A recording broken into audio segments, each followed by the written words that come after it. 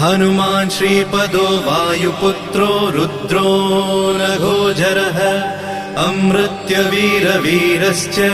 ग्रामवासो जनाश्रयः धनदो निर्गुणः शूरो वीरो निधिपतिर्मुनिः पिङ्गाक्षो वरदो वाग्मी